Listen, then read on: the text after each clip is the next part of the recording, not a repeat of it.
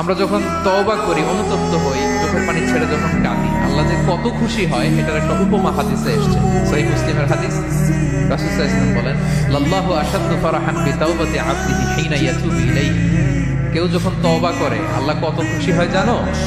শোনো, ওই ব্যক্তির চাইতে আল্লাহ বেশি খুশি হয়ে যায় যে ব্যক্তি মরুভূমিতে সফরে বেরিয়েছে, সাথে তার বাহন বা উট, ওই উটের মধ্যেই তার পানি বা খাবার, হঠাৎ করে উটটা হারায় গেছে। শুনতেছেন?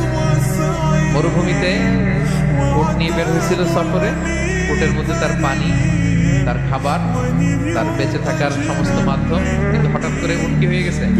হারাই গেছে। উট খুঁজে আর পায় না, দৌড়াতে দৌড়াতে হয়রান।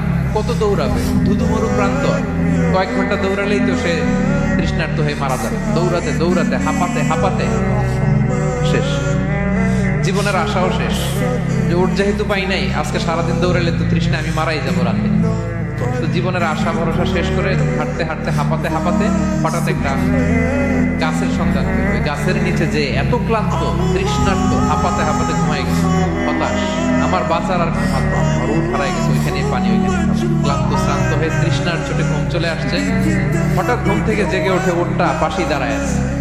যে ওটার উপরে তার পানি এবং খাবার ছিল, পুরা মরুভূমিতে দৌড়াইতে দৌড়াইতে আবার সন্ধ্যাবেলায় এসে মালিকের সামনে দাঁড়ায়। সে ঘুম থেকে উঠে তাড়াতাড়ি করে রশি ধরে ফেলছে ওঠে। ওটা হাদিসের অনুবাদ শোনাচ্ছে। তো ওটের রশি ধরে বেচারা এত খুশি, এত খুশি, এত খুশি যে খুশির চোটে বলতে আরম্ভ করছে, আল্লাহুম্মা আনতা আবদি ওয়া আনা রাব্বুক। আল্লাহ, তুমি আমার গোলাম, আমি তোমার রব। তুমি দয়া করে এই ওটটা ফিরাই দিছো, আজকে তুমি ওটটা ফিরাই না দিলে আমি তো মরে যেতাম। প্রশংসা তোমার।